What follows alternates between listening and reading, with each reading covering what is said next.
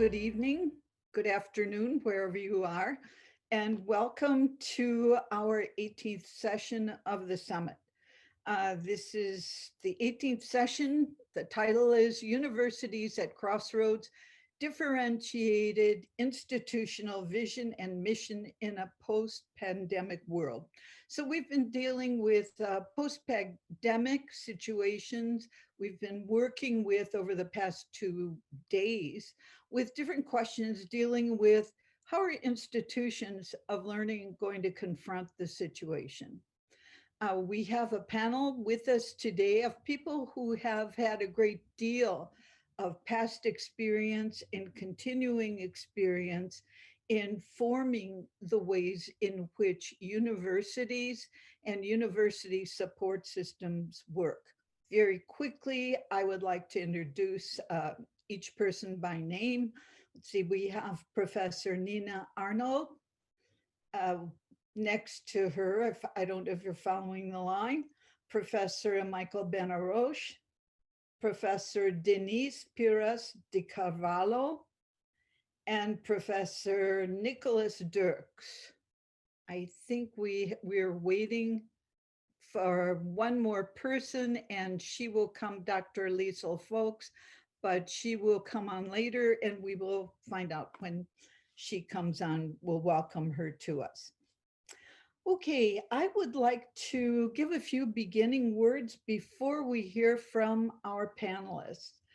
And what we're going to be working with today is trying to really discuss and make sense of the direction that universities and institutions are taking. So many changes have occurred since the start of the pandemic. We've had, in my own institution in India, we had the closure of the school right after the spring break, and everyone thought, see you in 2 months. And now it has been over a year. So much has changed. So many questions have emerged. What is going to be the new normal? Will there be a normal that we can anticipate at all? And so most of us have been teaching remotely. Some schools have already opened. Most do not know what the future will hold. Will we be doing remote learning? Will we be doing hybrid systems, which I think many people think we will continue doing? What will be the role of the in-place on-site learning situations? And I'm just going to take a break and introduce Dr. Liesl Arnhold, who has joined us, and welcome. We're just starting our session, so thank you, and I'm glad you were able to come. And I'm just giving a few open words. I'm Kathleen Modrowski, and I'm the moderator of this session. So hi, everybody. Hi there. So without a doubt, the university environment and ecosystem has changed in most places. We, in fact, talk about faculty, we talk about students, we hear from them. I don't think enough interest and enough attention is given to the support staff, because I find from my own experience, these people who are in IT, the office managers, the finance officers, et cetera, are the bulwark of the organization, and they make up the parts that are very important to our local and our university community. One of the questions that, well, not one of the questions, there are a series of questions taken from the concept note that I would like to have us touch upon besides the individual questions. And this is, how have our institution priorities changed? Have they changed, or can we continue in the same vein that we have been functioning on, which we know that so many different ideas have emerged in education, the purpose of education, whether it is instrumental or intrinsic values that have come into force. So all of these are things that have been put up for discussion again. Another question that comes to our mind is, how do students learn? Many of us have moved from the in-person classroom, from the intimate relationship between students and faculty, of students among students. I hear echoed in all of our systems of more than 50% of learning takes place outside the classroom. Do we know enough about how learning takes place? I mean, do we really know what that vibe is that we get in the classroom as well? So can we ignore that? It's just not the transmission of words, but what kind of dialogue can take place? Another question is what's missing? How will we replace it? Internationalization, expanding our communities, those are all questions. And do we need to make reforms? Is reform necessary? How are we going to look at assigning credits? What about parity in institutions? You know, there's always been the question of how do we judge the value of one degree from one university to another, from one country to another? Are we going to have to change the way we look at these different issues? And then what has our learning environment revealed about the vision and mission of the university? People have referred to the notion of the ivory tower, which was the idea of isolation. How good is isolation, the place for fruitful thought? On one hand, our notion of collaboration has expanded. We have all of the technology that allows us to communicate with others, with other institutions, with other organizations. On the other hand, are we making use of what we as humans consider to be the heart of communication? So those are questions that we're going to look at as well. And then the other one, is, which is, I think, revealed in glaring terms, is the right to education. You know, everyone has a right to education. It's inscribed in the Article 26 of the Universal Declaration of Human Rights in the UDGs. And we're questioning the right to education when we see the tremendous inequalities and disparities that have emerged because of the lack of technology, also because of home life situations.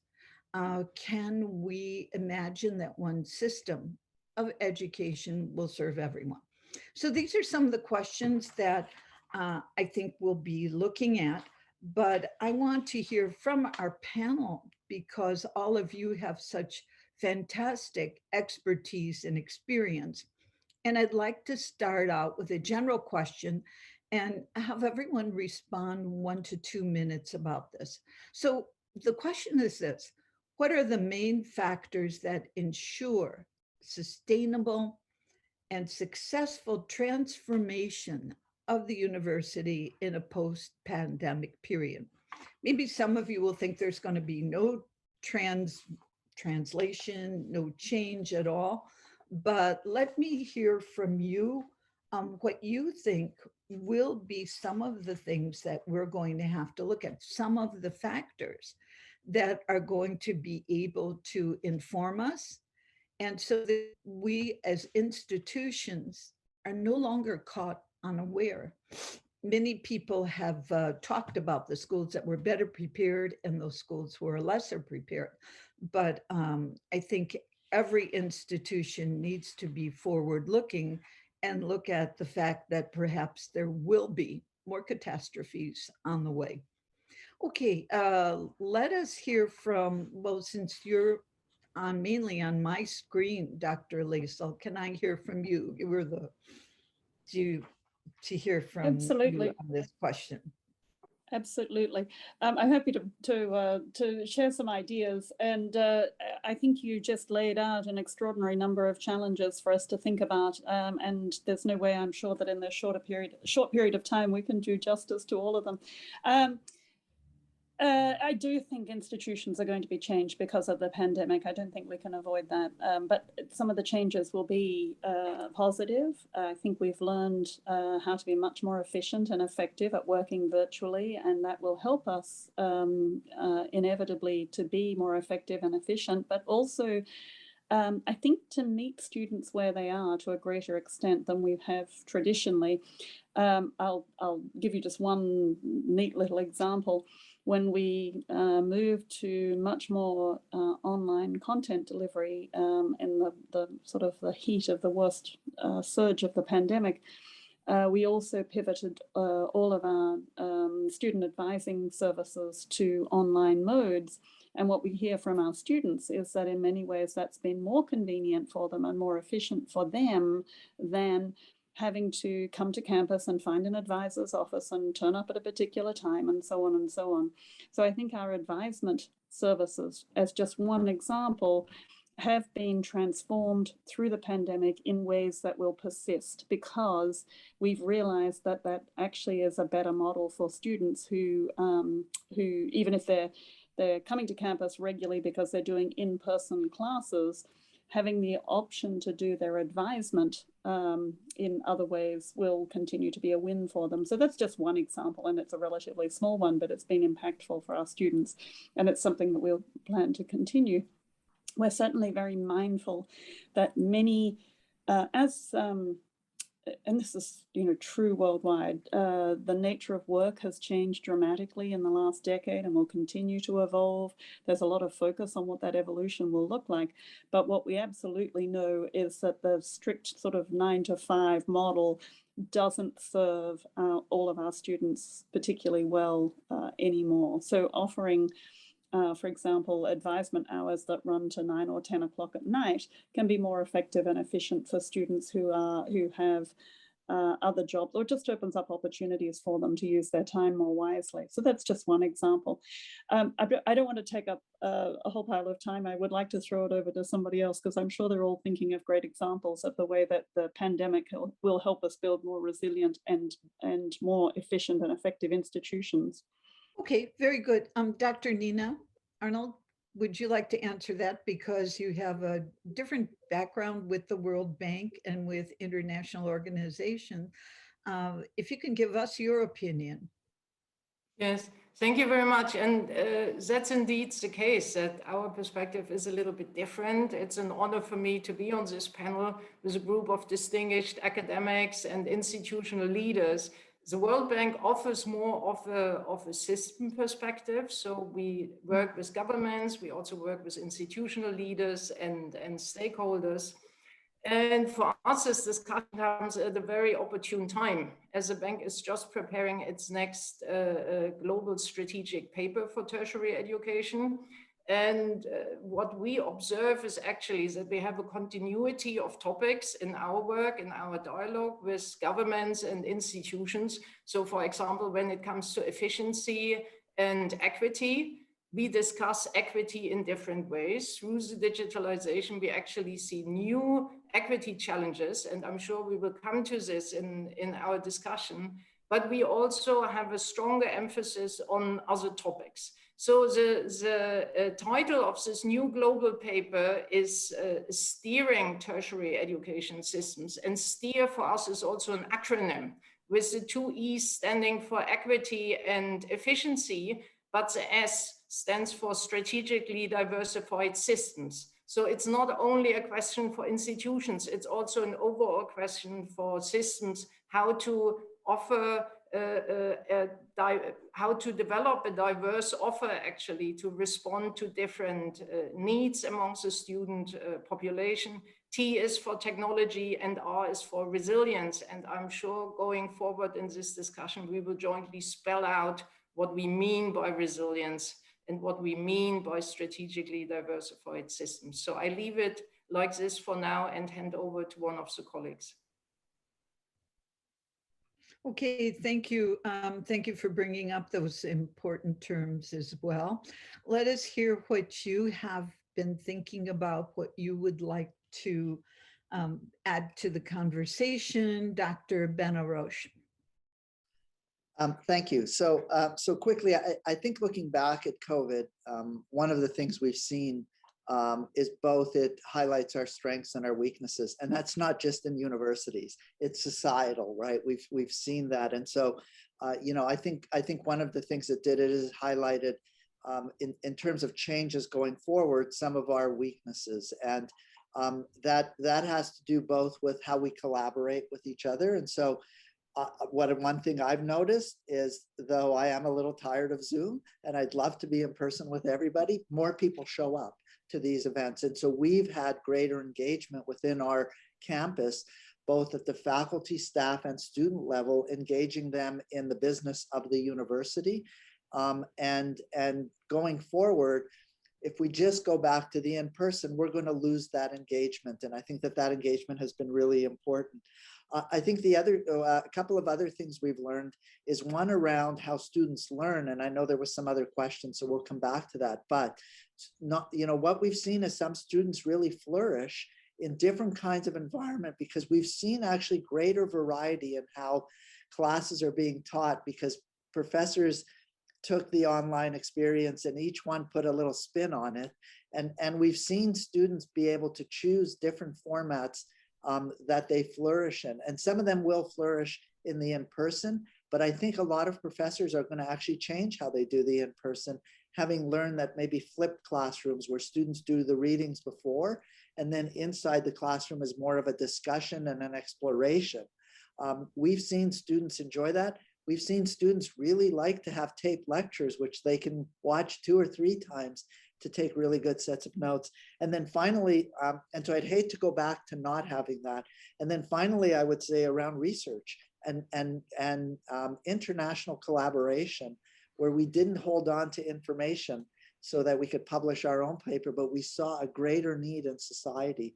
And so I think it'll be harder around research, but that collaborative nature actually propelled research to move forward at a much more rapid pace, certainly around COVID research. And it would be great if we could find a way to find other issues that the world faces and collaborate in that way around our research enterprise. Okay, very good points about research and something that we're all thinking about, and then the pros and cons of the type of interaction we have with colleagues, etc. Please, Dr. Denise, can you give us your experience and what your thoughts are? Thank you very much. It's a great pleasure to be here with these outstanding panelists today to talk about this important issue. If there is something that we are sure is that COVID-19 has taught that change is possible. And it increased the velocity of change. So what I think is that more than resilient, we have to be adaptable. What is quite different, because resilience means that we should go to the same place where we were before. And what I think is that we are not going back anymore.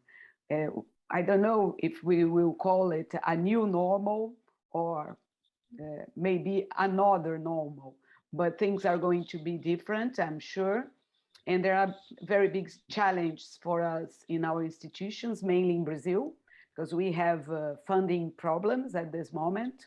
Our greatest challenge was to include vulnerable students into this digital environment, because several students did not have even access to internet. So it was very important for us to start with programs of digital inclusion. This was a big change and also a priority in our institutions in Brazil. We also have students that come from different parts of Brazil. We are public universities, and Brazil is a very big country. So you can imagine that for these students, it's easier to live with their families away from the university, away from Rio de Janeiro, in cities where it's much cheaper than living in Rio, for example. So it will be very hard for them to come back to Rio. And in Rio, sometimes they they have to last 3 hours in a bus to arrive at the university. So I'm sure we are going to change it into a hybrid system. What I think is that we have to change our minds. The second biggest challenge is conservative faculty members that think that it's not good to continuing remote teaching and learning environment. And I'm sure that it's not good to maintain only the online environment. We all want to be in person, but the hybrid system will be the future, I'm sure. I don't know when and how we are going to do this here in my country, but surely it will be a more inclusive, inclusive way of learning for these vulnerable students, mainly the students that have to work. Thank you very much. Okay, thank you for bringing up the issues that face many students in many different ways around the world. And now, Professor Dirks, can we hear from you? You are with the New York Academy of Sciences. You have formerly been, had many different positions in the universities, Berkeley, amongst others.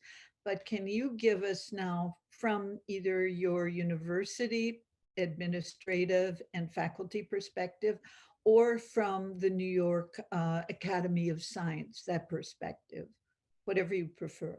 Sure, thank you very much. And it is very nice indeed to be with you all, whether it's late in the evening or middle of the day. But I think, you know, first of all, I'll say I had the good fortune of stepping down from being chancellor of UC Berkeley before the pandemic. So I didn't have to do what some of my colleagues on this panel have been doing, which is managing through extraordinarily difficult circumstances. At the present moment, both because it's you know, summer and because we're projecting that most of our universities, at least in the US, will be in person in the fall, albeit with regular updates around the Delta variant. It's a good time to reflect on what we've learned from this experience. And indeed, I agree with all my colleagues that we want to be able to learn what worked well, even as we know many things didn't work. And we look forward to a time, hopefully very soon, when we can establish a kind of hybrid path forward that really does try to compensate for some of the things that certainly did not work. We know that students learn differently. Some did very well through parts of the pandemic because of the kind of opportunities technology afforded. But again, like other colleagues, at Berkeley, we had students who didn't have adequate internet, didn't have good home situations. There were all kinds of challenges that were very, very significant. I'll just say a few things in the short time I have about faculty and about research, echoing perhaps what we heard just now as well. But faculty had, many of them, been resisting the idea that they could use technology in some of the ways that, lo and behold, they all came to use it within a matter of weeks. I was an administrator at Columbia in 2011 when Sebastian Frum taught his big artificial intelligence course that became the basis of Coursera. That was to be the beginning of a MOOC revolution. Then President John Hennessy of Stanford said there was going to be a tsunami coming. It turns out it's been more of a kind of situation of rising seawater, but the tsunami came with the pandemic. Everyone had to adjust. And of course, we've seen that having lectures that are taped and streamable works very, very well for students. And I think that will be a learning that we can take forward. Certainly at Berkeley, we're not planning to use our big lecture halls just for lectures. But on the other hand, we know that the students, despite that kind of convenience, who have experienced the full pandemic, have lost out on the smaller and more direct exchanges, both with peers and with professors, that so critically influence the way in which they're able to engage the material, the way they're able to work, not just specifically on coursework, but outside of direct coursework, and of course with faculty. In terms of faculty research, one of the things we do at the New York Academy of Sciences, by the way, is hold conferences. And I think all conferences, all academic conferences will be different. And in that respect, I will be positive because I'll say that I think we've learned that here we have a conference, many people attending it throughout different time zones and all the rest of it. But even small workshops and seminars on university campuses now bring in many more participants than was ever the case before. There's a kind of opening up of academic work that has taken place, which I hope we don't abandon. That being said, what at conferences, workshops, seminars, whether it's a huge conference for a professional or disciplinary association or a smaller workshop and seminar in a very specific field, we know that what people miss are the informal interactions. The kinds of things that take place on escalators or in lobbies or outside the actual conference space. And I think there's a kind of desperate desire to return to a world in which we can have those kinds of serendipitous interactions that, of course, are so important for advancing knowledge and engaging individuals wherever they are in the educational pathway with the material at hand. So we have to make very wise choices, I think, about how we construct a hybrid future. That's going to require a lot of collective thinking. But again, I think that's a place where we can continue the spirit of collaboration that has gone into so many different kinds of things across the last 16, 18 months. I'll stop there for now.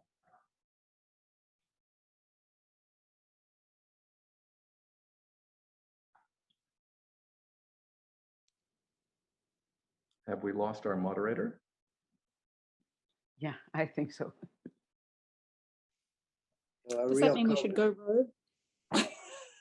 Yeah, no, I think maybe we should just keep talking and talk about some other issues that were raised in the opening remarks.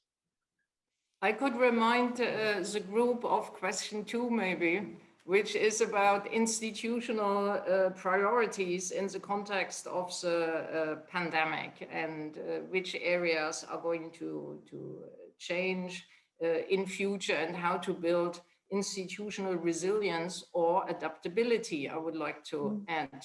So maybe we continue with this because in a way it's a natural continuation of the first point. I agree, Nina. I think that's a great direction to go in. If I can leap right into the back. Can I hand over to you, Dr. Liesl? Absolutely, and I'll just make a quick comment that I actually had scratched down as a point to make anyway. I think one of the interesting challenges for higher education is the rise of nationalistic governments in many corners of the world. And in concert with that, and we're reminded by this with the Pegasus scandal breaking this week, that there are very real and tangible concerns about intellectual property, around privacy, around safety in the international arena that we have to pay attention to, even while as institutions of higher education, we urgently need to prioritize global objectives. We need to be able to partner with the best and brightest people around the world to do our research successfully. We want to be able to involve students in that scholarship that is global in nature, and yet we are absolutely forced to deal with political forces and security issues and concerns that are very real at the same time. And I'd love to hear from my colleagues how they're thinking about that landscape as they think about their social responsibility and resilience questions. I certainly have some thoughts on this, but maybe one of the colleagues would like to go first.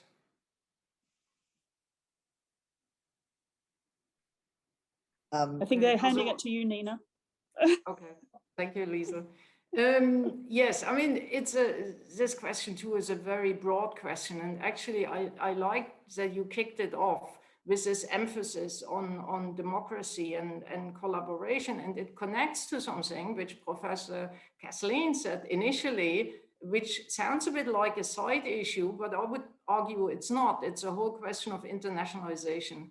Of course, internationalization was always something for a small minority of students. It's increasing, that's clear, but still it doesn't affect all students. We discuss a lot internationalization at home and how we can roll it out, so to speak, at the institution and make it a joint undertaking.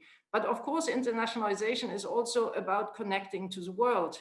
And it is, of course, concerning when we lose this connection. We have another type of connectivity, but it is a challenge for all of us that we cannot go about internationalization in the way we used to be. And it connects to another topic, which I feel is also important in the context of the pandemic, and that's the whole topic of regional collaboration.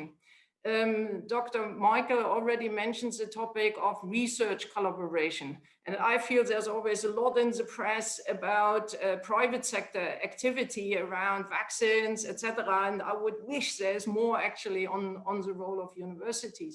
But it's also linked to the whole sets of instruments which we use in internationalization. Dr. Kathleen mentioned credit, recognition issues. Now we have questions around microcredits, etc. For many of these things, it would be desirable to develop regional approaches. And we see that some regions do this more. I had a better starting point, maybe Europe with the Bologna process, which already discussed a lot, recognition questions and credit questions.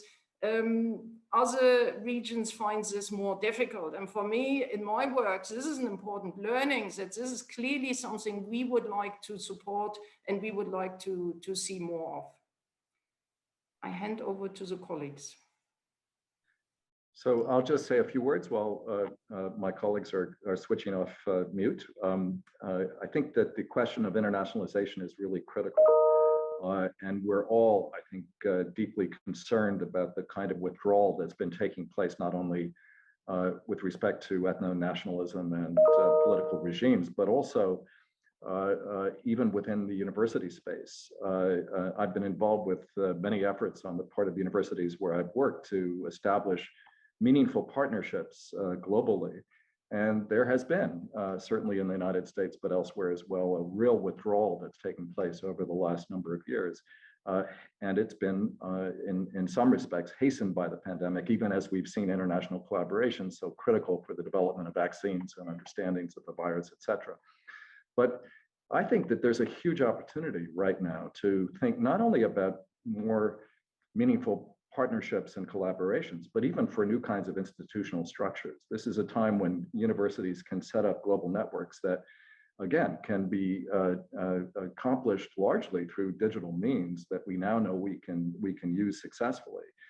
To even think about how students get credit, how faculty teach, where they teach, and how curricula can be put together across multiple universities that will then have a variety of effects, some of them on the nature of the university itself and its kind of autonomy, which is an issue we think about a lot, but also in relationship to how students and faculty affiliate to and participate in a larger community beyond the university, and not just with respect to their research collaboration. So I think there's a lot of possibility for rethinking how we structure our universities, which in turn can produce forms of collaboration and engagement that could be very helpful in maintaining real networks of conversation, exchange, and even diplomatic understanding across countries and regions.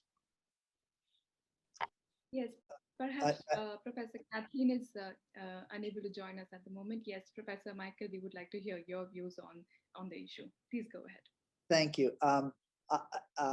This is a big concern for us here, and the research that we do, and our federal government in Canada just last week provided some guidelines on research collaborations. Guidelines is it's not quite the same. It's restrictions on new risk criteria that we have to follow, that will in fact make it more difficult. And you know, we see ourselves as an open country. We've always seen ourselves that way. We as a university have upwards of 20% international students here, and they've always been a huge part of what our university is like. And we've been building our international collaborations and research. And one of the things we've seen with COVID is that that process, that hasn't stopped. International students have continued to want to study abroad. Research has continued to take place and collaborate globally.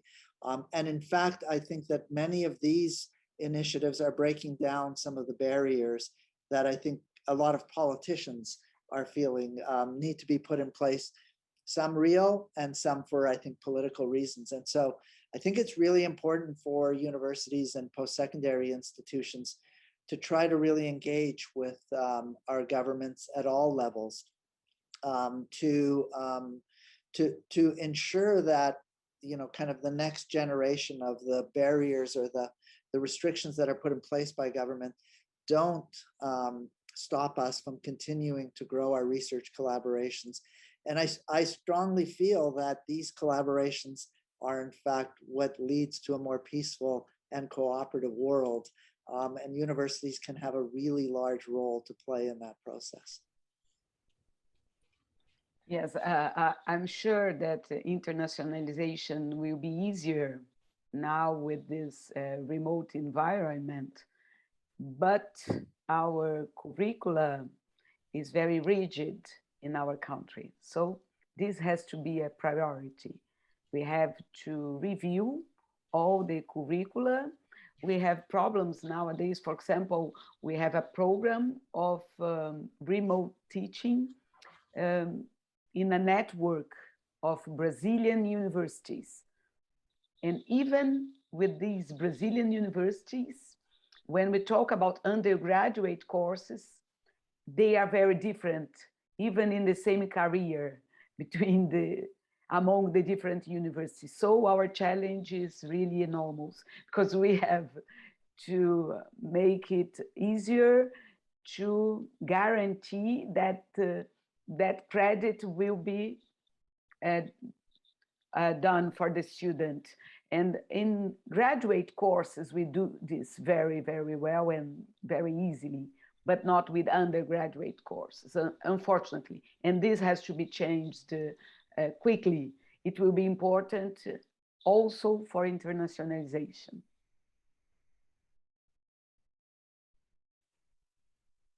Dr. Kathleen, if you allow me to add a footnote to the discussion.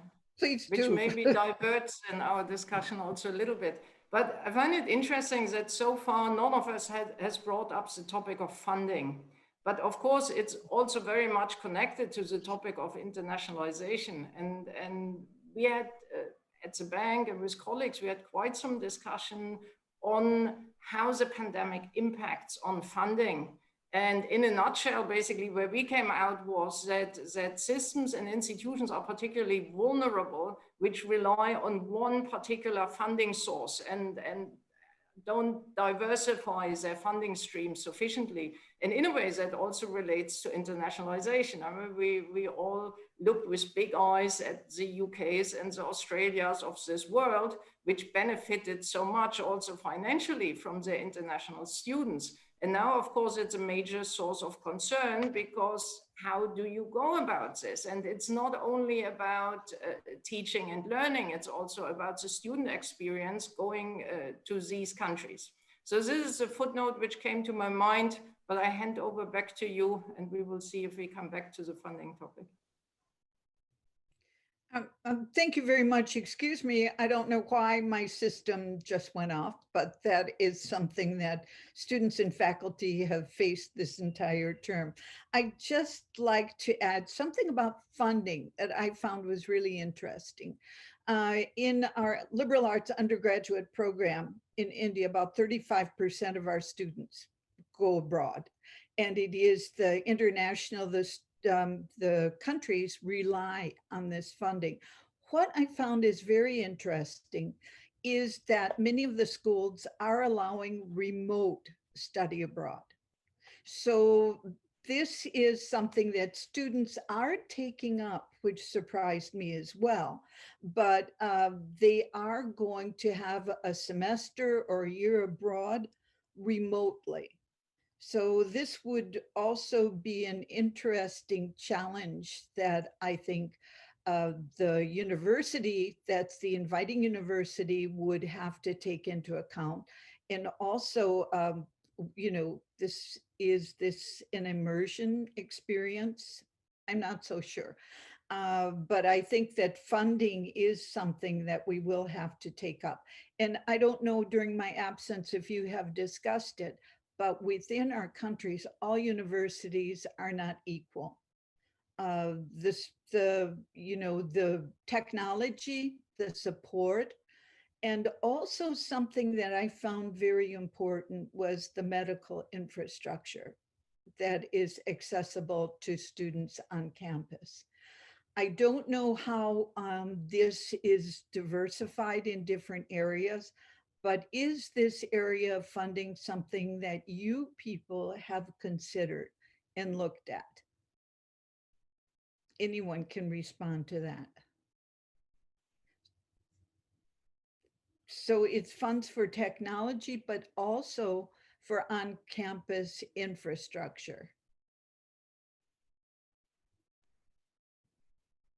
Well, my colleagues are not unmuting, so I'll just say a few words. I mean, first of all, to talk about funding, one has to indeed acknowledge the extent to which, you know, there's a hugely differentiated landscape of institutions of higher education in the United States. You know, we found during the pandemic that applications to the top-ranked colleges, whether public or private, went up. In fact, went up dramatically. But both the applications and enrollment went way down in some of the community colleges and in a number of other colleges and schools that were already facing various kinds of financial pressures because of enrollment decline. So what the pandemic has done, in fact, is to do a lot of shaking out of financial issues and challenges that pre-existed the pandemic. And I think we're seeing already, at least in the US, the effects of that. There are some closures.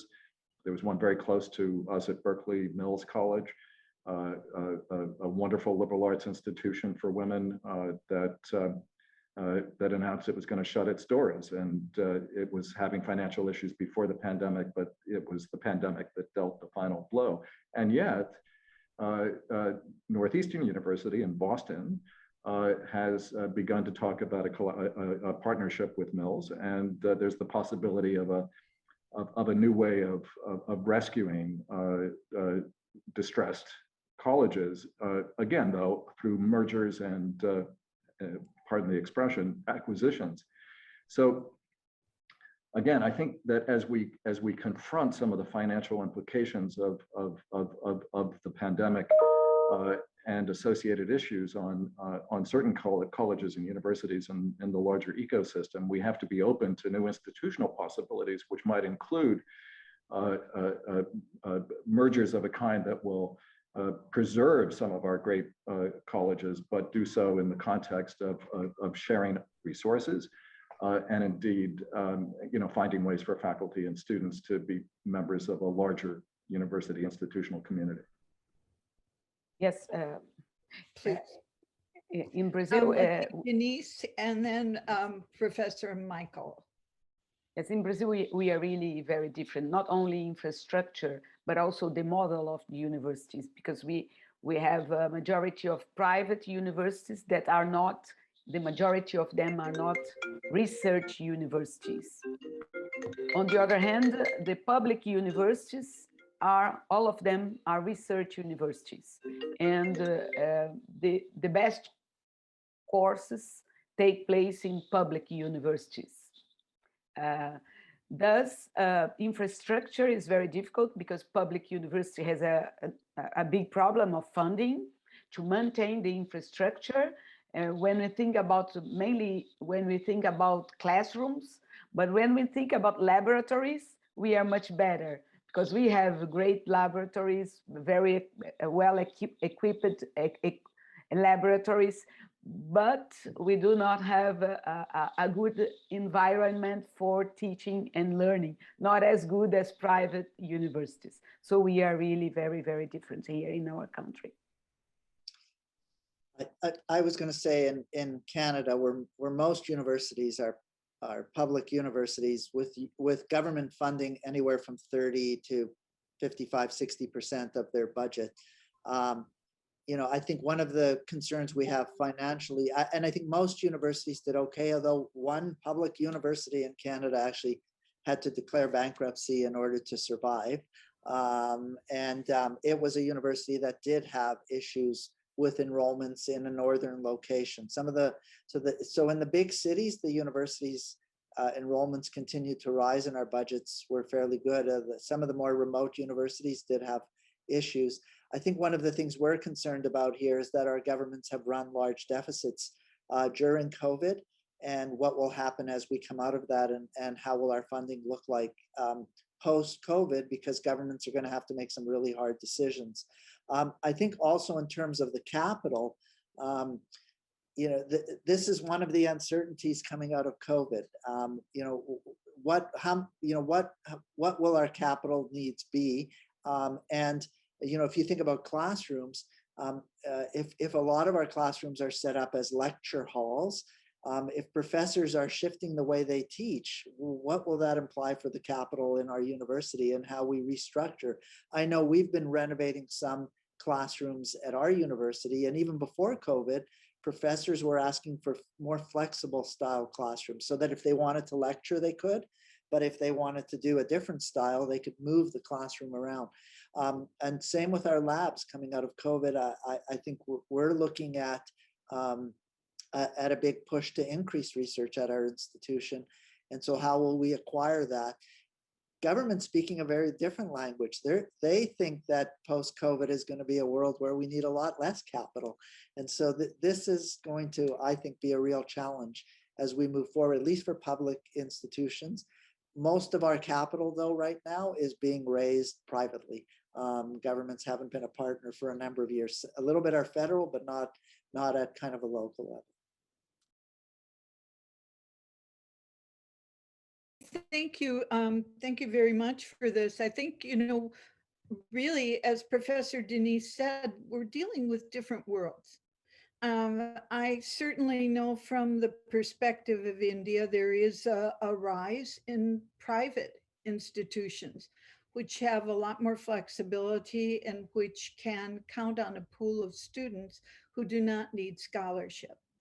I think that scholarships is something that, you know, we're going to probably see in countries that are hard hit by the, you know, the COVID, by the pandemic. We're going to see a decline in available funding for scholarships. I also see that there is a real difference in student needs. There are groups of students, and a large number, who just can no longer afford to go to university, even on scholarships, because they are needed to help somehow in the home.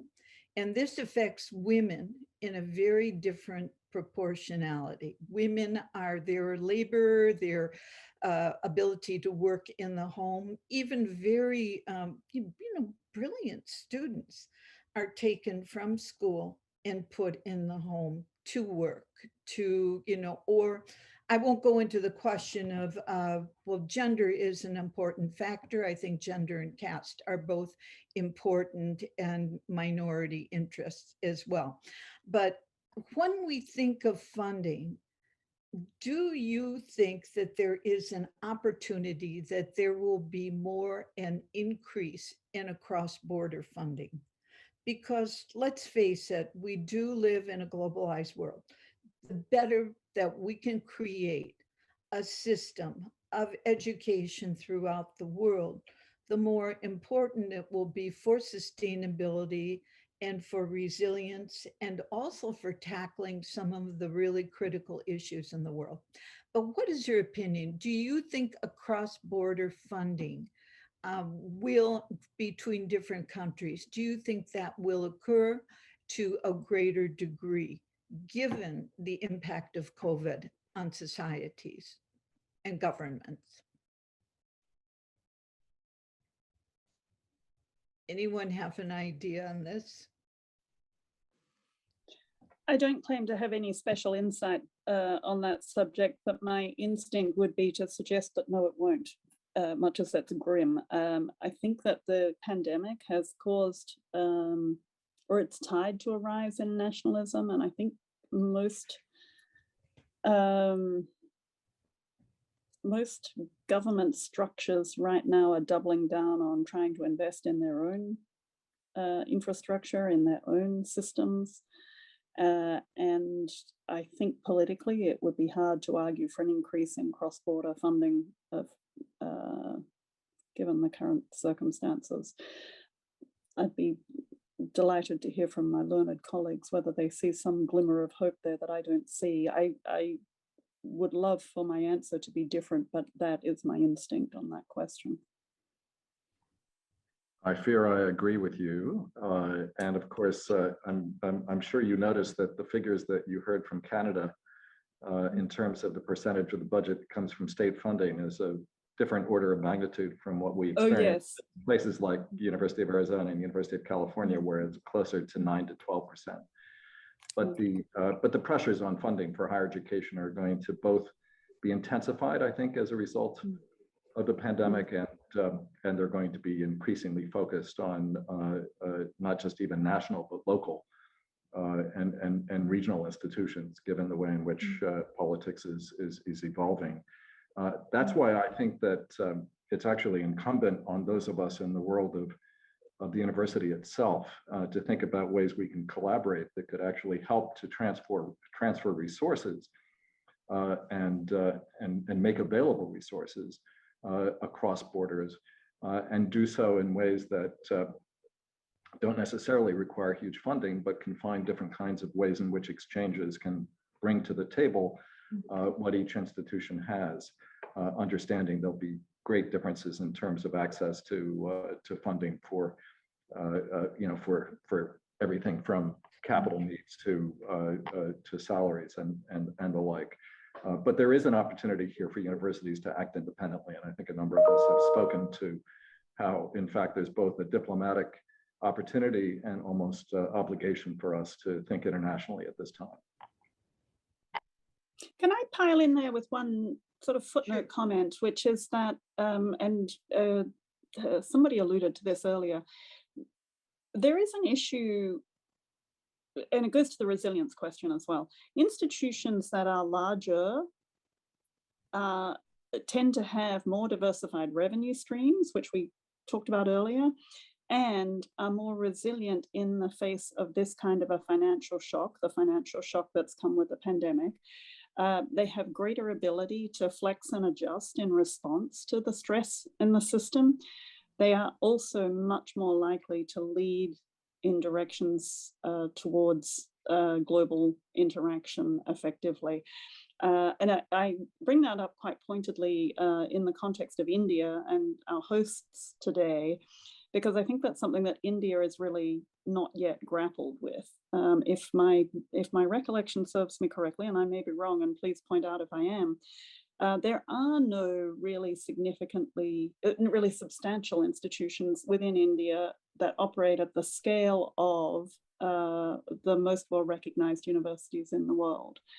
And that, I think, is problematic, because there's all sorts of synergy that happens among faculty when you have a large group of them. There's all kinds of collisions and great ideas that just come out of having a large enough group of extraordinary faculty bumping into each other that they foment amazing innovation, amazing new ideas, and amazing concepts. So there's a piece of it that's purely about the intellectual pursuit. But the other piece is the institutions themselves tend to then be more resilient. You know, we're not seeing large institutions collapsing in the pandemic. We're seeing small institutions collapsing in the pandemic. And that's not an accident. It is a material advantage that large institutions have. Is this greater ability to respond, more likely to have diversified revenue streams, more likely to be able to flex and adjust in the moment and move on from a position of strength. And so somewhere, you know, in there is that we should be looking to our largest institutions to lead in the direction of internationalization, even though we know that we're not going to get government support short term, I don't think. But we do have resources on the margins of those institutions that will allow us to sustain global relationships through a period of government disinterest, let's say. Okay, thank you for that. Yes, could Dr. Denise, I'm sorry, let's see, who has their hand up here? Did I see? It was Nina. me, but Dr. Denise, Nina if you did. want to. Nina, Go ahead. Dr. Nina, yes. Okay, thank you. Yes, actually, we observed this with institutions and also with systems, that we have concerns around systems and institutions overly depending on one source of funding. And I found the observation by Professor Michael very interesting when he said, well, it looks good, but we know it will come at some point, because initially we all felt that basically institutions which are fully publicly funded, that they are safe, but maybe they are not. And it's the same discussion in Europe. In Finland, for example, no student fees for local and European students. Then somebody said, hang on, maybe there is a problem now. Maybe we should discuss fees now. No, we shouldn't discuss fees. So it was closed again and it hasn't changed, but people feel that something will happen, yes. So this is one observation. Another observation is, yes, it might be easier for larger institutions, but there might also be a too big in terms of higher education institutions. There might be some super big institutions. I think a super big institution is a University of Mexico. I'm not sure how diversified its funding is, yes. So there might be a sweet spot somewhere in between also in terms of funding, etc. Finally, I would like to share some observations on the country of our host, because we touched upon this a few times, and I think it's particularly interesting. One point is Indian higher education international? It is in a certain way. So there are the IITs, they produce these excellent engineering students, and they go out into the world, they go into the US, they succeed. It's a success story, you could say, yes? There are lots of things one could discuss in this context. In terms of incoming students, I think the overall figure, Professor Kathleen mentioned 30% for this liberal arts program, but the overall figure is below 0.2%. So the degree of internationalization, if we talk about incoming students, is extremely low. So this is we could call it an unfinished reform agenda. And there's now the National Education Plan, and it's one of the items. And I will quickly mention a few others, because it gives us an idea of what India sets out to do. And the pandemic is just one issue in this whole big basket of topics which need to be tackled. So all of these topics come from the NEP. I mentioned internationalization. There will be the end of the affiliation system, so a massive restructuring of the higher education landscape. The next point is that, as you suggested, Dr. Liesl, the country wants to move towards multidisciplinary and comprehensive institutions. There is a feeling that there is a serious gap. And in order to appear on the upper places of the rankings, one needs to go in this direction. But again, it requires a massive reconstruction of the sector. And all of this is connected to a plan to double the gross enrollment rate in tertiary education within a couple of years. So now digitalization comes in and the whole topic of resilience. And in a way, all of these topics need to be thought through together. So how do you go about an restructuring of the institutional landscape? Are you going to have mergers to have these comprehensive institutions? What role is digitalization going to play? And how do you catch up on the whole topic of equity, of connectivity? How do you handle the device questions? So these things are coming together. I leave it for now. But I feel it's important for us to consider the questions of the pandemic in terms of these overall reforms, because they don't go away. Okay, I think that those are really important ones. I just have to step in for a minute and say, yes, you know, the NEP, the new restructuring, the guide notes that were given pre-pandemic, which are restructuring and looking at different guidelines for Indian institutions, are indeed a model. It is a model and they are directives that are given. I would like to, so that we do not feel that everything is on a very negative trend, there are ways to practice internationalization. Many people, many faculty come to India for a semester, for a year. Programs, albeit small, like the Fulbright, bring a lot of faculty over. So that creates a cross-fertilization of ideas.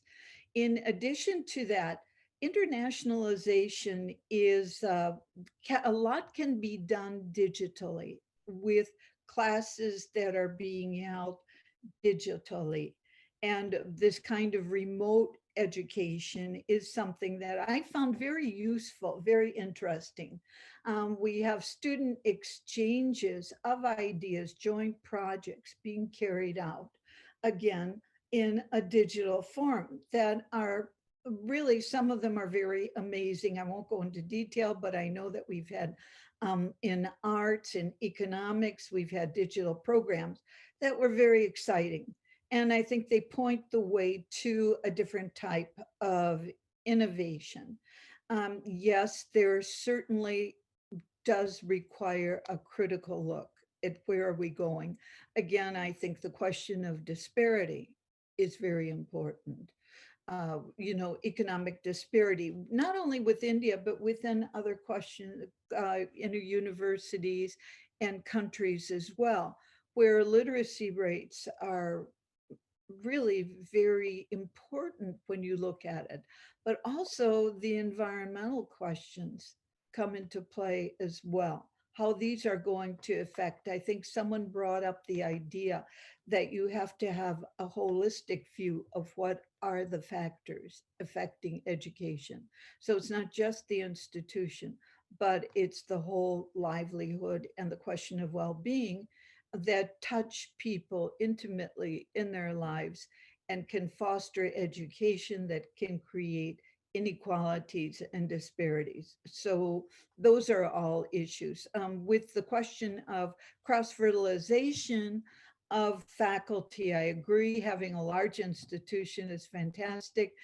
For example, though, there are study centers that bring, and research centers that bring people from different institutions together and from different countries together. And I think some very, you know, very creative work will be done. But, you know, thank you for the, you know, the comments that we've had. I think that we, you know, we will continue to deal and to grapple with these issues. But I think that we probably will be surprised at some of the results that do come out. Anyone else who has a burning issue right now? If not, I will go to some of the questions which have come in from outside sources. Okay, well, one of them that we've already discussed quite a bit is how must institutions reinvent themselves, and how do you assure sustainability of this reinvention? I think the real question mark is there, the assurance of sustainability. How, how can we assure sustainability in this reinvention? There's a question that's come up several times. Does anyone like to answer that? You want me to? Sure. I can start if you'd like. So on the reinvention, I want to say that we have to remain true to our principles and our missions and visions as institutions.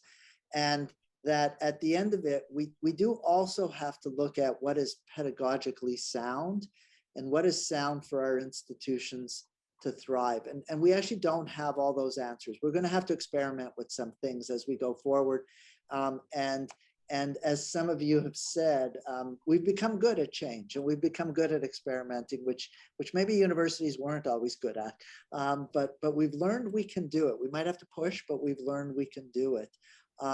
And part of that is tied into sustainability. And so, we have to respond also to what's happening in the marketplace. And so if some institutions are changing and ours aren't, we're going to see a flow of students away from our institutions at the current time. And so I think it's really important for universities to really look at this experiment we've been through for the last year and a half, or as we go through.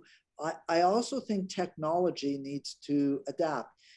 The technology's been good, but it hasn't been great. And it's got areas in which it is challenged to be implemented at the scale. And so, I think that we maybe are coming out of the pandemic with more unanswered questions about what the future holds than we've maybe had during the pandemic. And I think the next year or two, we'll see some changes. But one of the things we've learned is that we can extend our reach. Maybe students don't have to come to campus for the whole 4 years of the program. Maybe they need to come to campus for 3 years of that program. Maybe they can stay in their homes and do some things virtually. And I don't think we'll see universities come back to the way they were. I think all of us will have more online.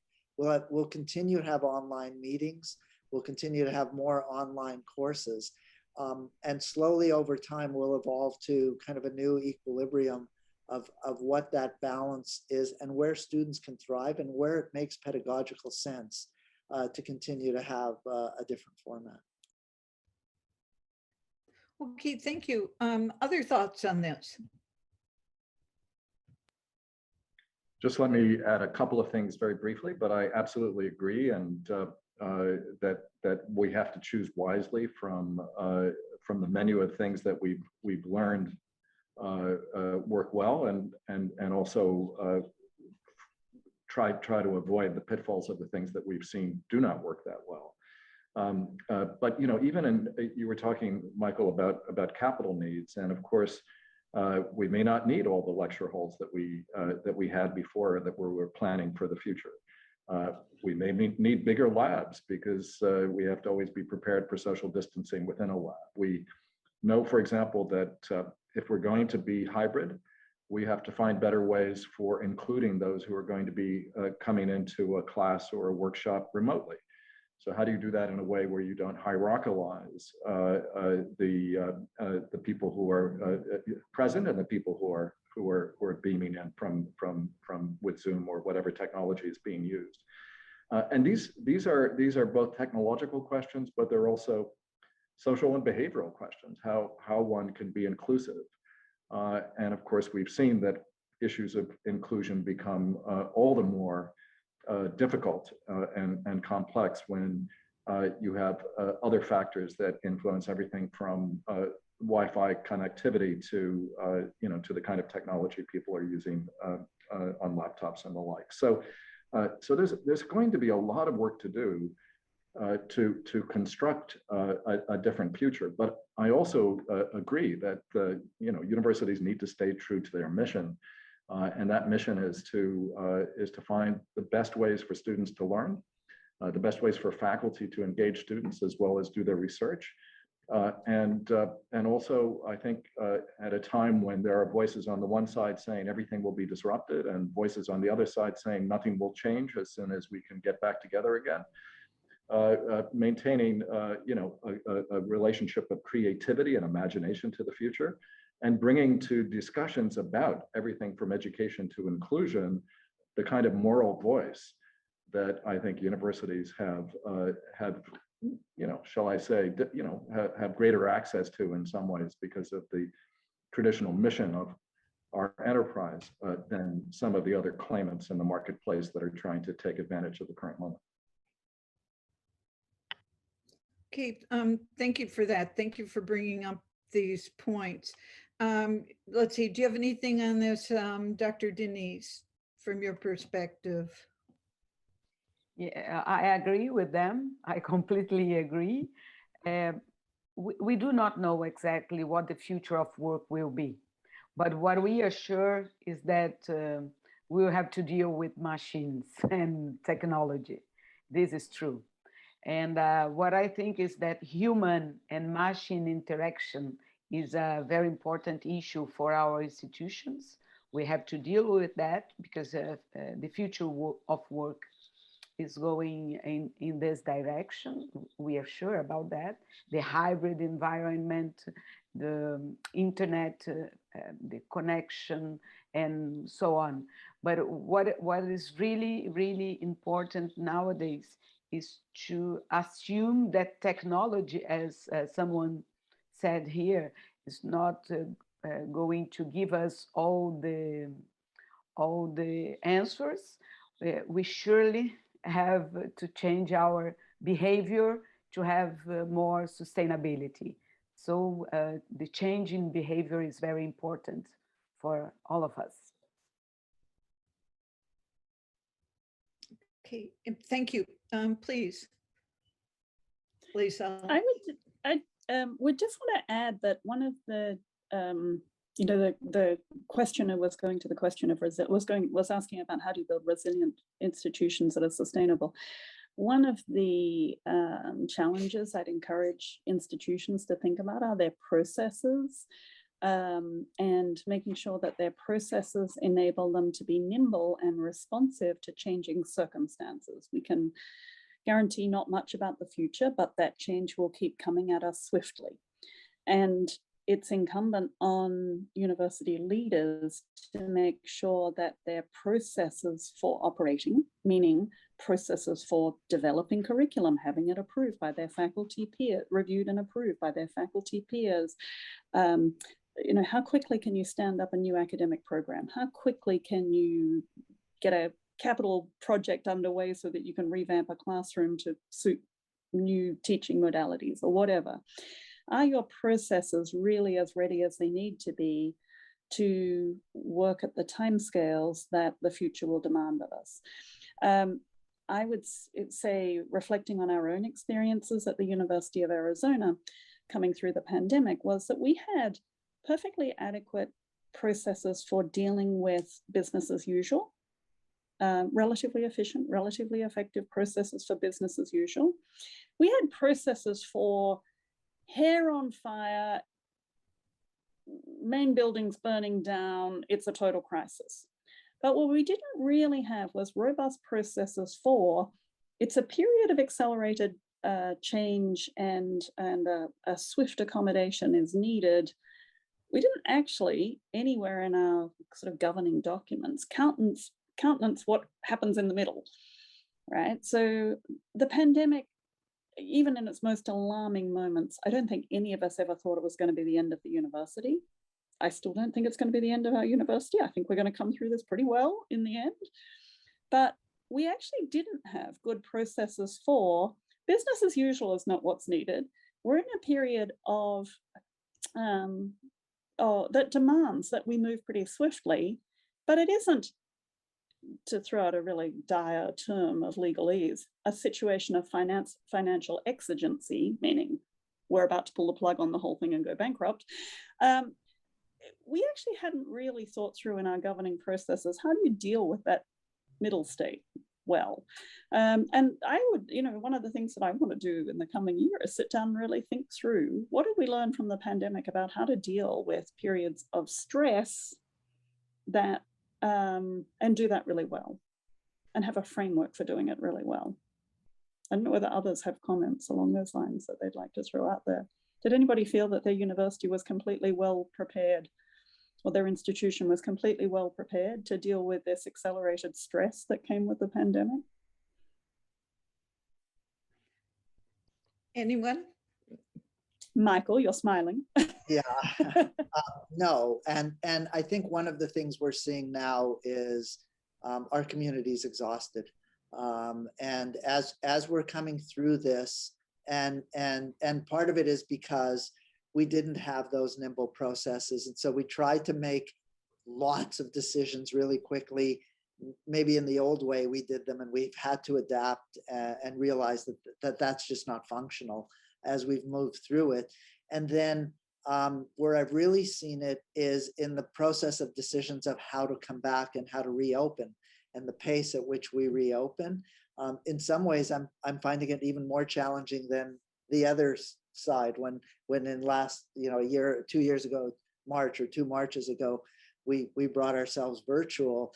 Everybody was focused on, yes, that's what we had to do at the time because we had no choice. Now it's a timing issue. When do we do it? How do we do it? How much comes back? And the exhaustion because of the way we're not set up to really make decisions this quickly, and fundamental decisions, has been very, very challenging. Okay, any other thoughts on that? And I think many of us have brought up the question of flexibility and adaptation. These points, whether we can be flexible and adaptable, are very important. Some faculty, some administrations would feel that it would be creating too much mobility, and ability to adapt would be a betrayal of the mission and vision of the institution. Another factor to be looked into is the expectations of faculty. My own experience has been that some faculty are ready to embrace change, embrace new ways of learning. Are they given the means, though? What kind of training, what kind of technological infrastructure? The old saying, you'll teach as you were taught. Well, many people have had to really learn how to teach in a different way. Also, to give credit to students learning themselves and creating a place for co-learning, for co-construction of knowledge. So, my question is, do you find there are ways in which faculty can adapt without a tremendous outlay also of finances? Can there be technological training, which is not just how to manipulate the sources, the platforms, but how to adapt to what the purpose is of education, is how to create a different form of learning that will, or without betraying what learning should be, but how do we do this? Is it possible?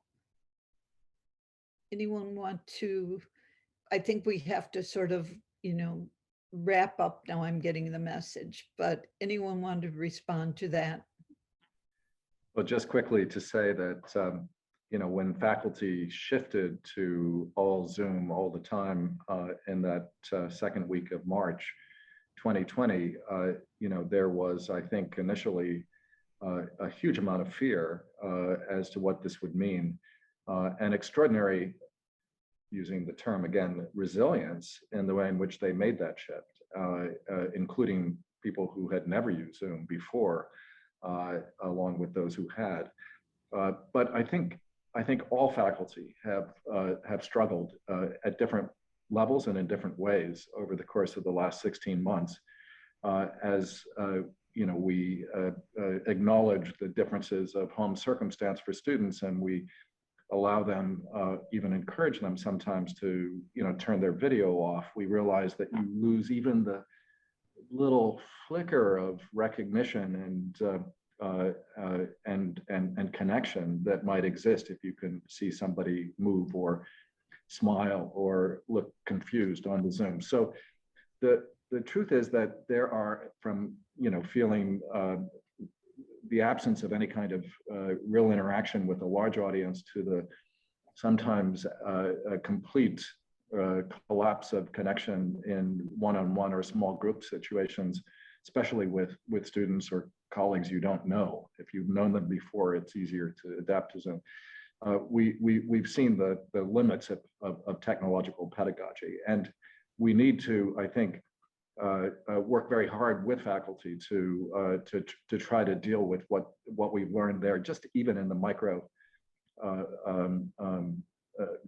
elements of teaching a simple regular class, and so there is much indeed that we need to learn, even as we're all exhausted by what we've been through. I would Thank add you. to that. Yeah. We invested heavily in not only the technology, but in people to support our faculty. And as we roll back the virtual part, we're not going to divest from that. In fact, what we're going to do is we're going to take that group of people who grew and supported us and have them transform what's left online to really bring it to life much more so than we may have when we had to do everything and couldn't give that kind of attention to every single class. But the other cost that we all need to think about is, I think there's going to be a demand to really bring to life the campus in ways we haven't in the past. Because if you're going to, if you're going to do it in person, I think there's going to be new demands about things that students will want to see happen in the in-person experience to make it worthwhile for them. And there'll be classes which they'll say to us, well, why do I need to come to listen to a professor speak to me for 3 hours? And then I go home. What is driving me to come to that class? What is driving me to come to campus? And so we're going to have to think about, and we're doing this already on our campus, how to bring the campus to life in ways that will keep students on the campus itself.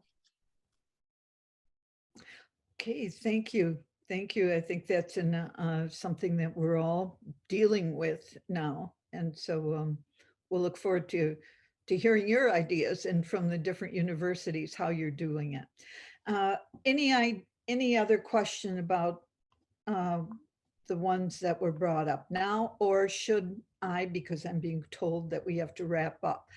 I'd like to give everyone 2 minutes to give their final thoughts, something that maybe we didn't cover, something you think that should be covered, or something that's a takeaway from this session. Let's see, I'm just going to follow the line. Yeah, please, Liesl. I would just jump in and just add an extra asterisk warning that we may be also facing a period of strong inflation in many countries that invested large sums in pandemic remediations. There may be lasting financial effects that are also going to be something for institutions to navigate pretty carefully as they strive to find a resilient, sustainable path forward, and to just keep a close eye on inflation in your community as well, because that can sure impact the budget pretty swiftly if it gets away from us, and it looks like it may be heading into dangerous terrain in many countries.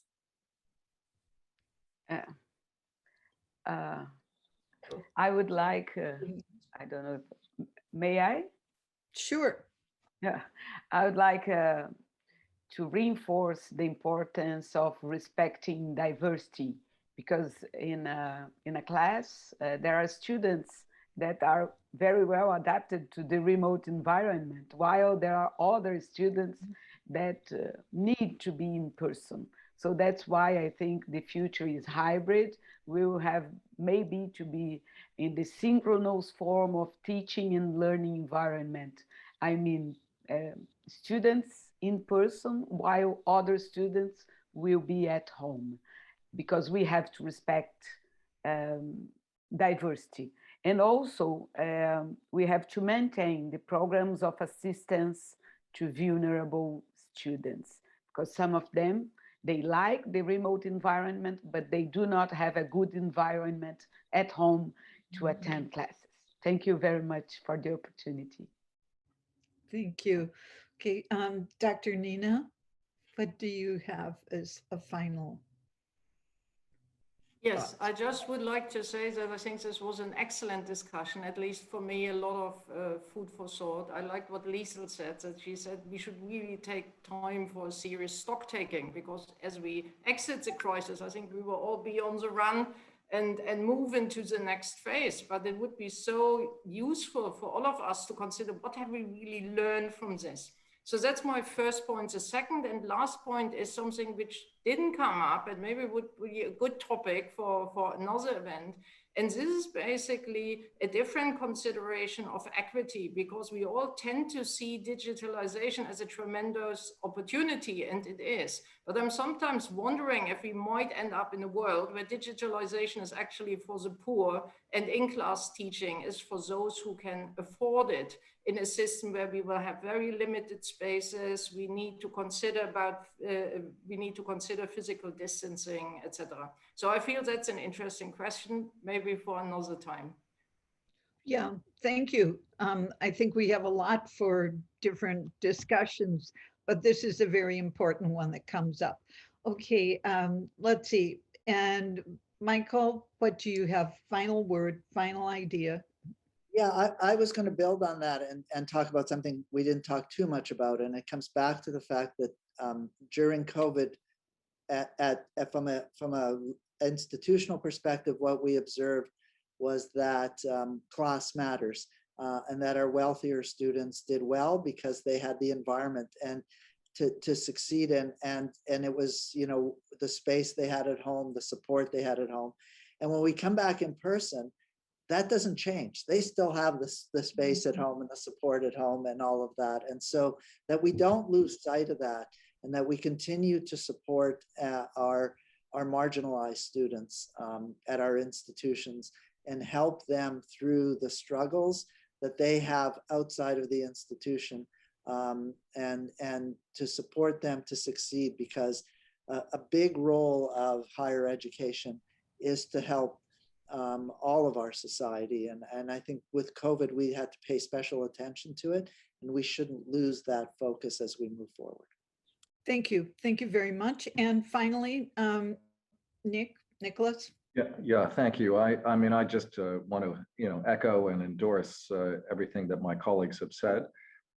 I think that the post-pandemic period is going to be indeed full of pressures to figure out how to just return students and faculty and staff to campus safely, and to deal with the fact that it's going to be an iterative process at best, which is going to, of course, mean that it will be difficult to really take the time and have the space and opportunity to really take stock of what the experience of the pandemic has been, and how we need to use it as an opportunity, not waste the crisis, as the saying goes, but do so in ways that preserve the most important elements, both of what we care about as an institution, as a set of institutions committed to offering as good an education as possible to as many students, as well as, of course, teaching and research conditions for faculty that allow them to not only continue their intellectual work, but hopefully help us think through, both as local societies and as a globe, how to deal with the next big catastrophe that is sure to come, whether it's related to climate change, another pathogen, a set of other events that would be more immediately man-made, but nevertheless equally devastating for our society. So this is a time when we need universities more than ever, but it's also a time when universities really can, I think, be the leaders in terms of charting a different kind of future for institutions and for a common kind of understanding of the social and public good. Okay, thank you all very much. Thank you for your time, your patience, and the creation of this, forum for knowledge and sharing new ideas. Thank you very much.